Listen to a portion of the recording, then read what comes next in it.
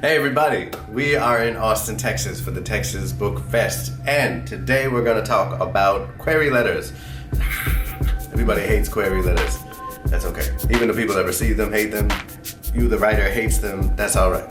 What is a query letter? A query letter is something that you send out generally to an agent, but sometimes to an editor to explaining your book and trying to entice them into reading the little section of your book or your entire book, and then potentially buying it or representing you. This is your introduction to an agent or an editor. It's one of those necessary parts of the business. You just have to get it done, do it clearly, and then it's over. Take a deep breath, write it, boom. Now, the main thing about query letters is don't overthink it and don't overwrite it. You want to be straightforward, clear, concise, right to the point. Don't do any added bells and whistles and jazz hands, but you also want to reflect your style. And that's kind of one of the challenges. You have very little room to say a whole lot of stuff and get it all in there. It's not easy, but you do get the hang of it once you do it over and over. So listen, we're gonna break it down. 3 paragraphs. First paragraph, dear so-and-so, I'm writing to query you about this project, or I would like to send you this project, X number of words. Title of your project, it's a paranormal fantasy about weremoths and pigeons falling in love. Hey, okay? Just the straightforwardest shit you can possibly do. That's easy, right? It's like filling in the blanks, basically. Second paragraph, the most briefest of descriptions of your book. You're not gonna give a synopsis, we'll talk about that next week. You're really just gonna give a very straightforward but kind of exciting and enticing account of what the book is about. You want the character in there, you want the conflict in there, and you want a sense of the style in there. Again, no jazz hands, just a sense of the style. So if it's an edgy hospital drama, give us a little bit of that grit in the prose, but not too much. And again, that's where it gets hard. How do you get that across in a letter where you're supposedly just having a conversation, right? It's a letter, but still sound a little bit like the back of a book. So in this middle paragraph, you're talking about what the book is about. You want to make sure that we have a sense of the conflict in the book. It's not enough to just say, Janie woke up one morning and everything was different. You need some details in there. We need to know who is Janie, but not too many details. This is where the balance piece comes in. This is where the challenge of it all comes in. What do you say?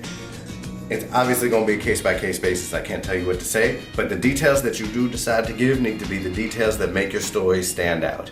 Jamie, who is a mortician by night and an insecticide expert by day, or vice versa, woke up one morning and everything was different. What was different though? You need to tell us what was different. Her internet was out, so that sucked. On top of that, she didn't have lights, so there was a power outage. And then the whole city, it turned out, of Austin had no power. And it all went back to the insecticide mortician business that she was involved in. Do not write this book, because I'm gonna. No, just kidding. Details bring a story to life. The problem is you can't give too many details because you don't have a lot of room. So find the ones that really count and put them in there. That's it. That's the hardest paragraph. If you wrote that, you're done. Okay, I'm gonna read to you my second paragraph for my query for Half Resurrection Blues, so you can get a sense of what I'm talking about. And we'll post it underneath this video. So after the introduction, Carlos Delacruz is just following orders when he offs the only other half-dead guy in New York. It should have been a job like any other, but then Carlos agrees to protect the dying man's sister, Sasha, from the council, the very sprawling bureaucracy of death that Carlos works for. Maybe he does it because she's also like him, partially resurrected, a ghoulish mistake with no past, living in the undercurrents of the city. Or maybe it's just the endearing way she looks out at him from the dead man's crinkled Polaroid. Either way, Carlos sets out to find the mysterious woman before the council does, and quickly ends up tangled in a nefarious web of necromancers, demons, and tourists. Okay, so you got a sense of the style of the book, you got a sense of what's going on. Carlos is a clear character, Sasha's another clear character, and we know what he's trying to do. He's trying to find Sasha before the council does. He may or may not have already fallen in love with her. So you have a sense of the overall conflict, and you get that it's kind of a quirky, creepy, romantic, fucked up story. So that should give you an idea of what a second paragraph can look like. The second paragraph is the hardest paragraph. It takes the most work. Once you've done it, the hardest work is over. You can move on to the third paragraph, which is pretty straightforward. Third paragraph, who are you? Now, I think a lot of people get stressed out about it because a lot of writers don't have a lot of credits to their name, so they feel inadequate when they're writing their little bio of who they are. It really doesn't matter that much. Any agent that's not gonna look at your stuff because you don't have a lot of clips or fancy awards or whatever isn't really someone you want to work with anyway. So just say who you are. If you've published a couple short stories, that's awesome. If you haven't, that's totally fine. If you do something that is somehow related to your book, like your book is about the mortician insecticide expert and you happen to be a mortician, then put that in. If you haven't, then don't. That's cool. What you don't want to do is give your life story. You don't want to get all cheeky about how many kids you have or whatever. Just say what's important. You know, if you want to throw in your job and it's not that relevant, then 1 or 2 words at the most, just because whatever.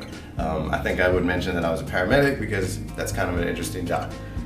Boom, that's it, you're done. I look forward to hearing from you, and that's the end of your letter. It's really not that bad, but it does feel bad and it's intimidating because you're trying to sell yourself. Nobody likes to sell themselves, not nobody. Most of us, it's hard to do and it's uncomfortable. Just do it, write it, send it to somebody that hates your work. No, send it to somebody that is critical of your work, who's writing stuff you trust, and then think about their notes. With especially that middle paragraph, you know, really get precise about language and make sure you really phrase everything right.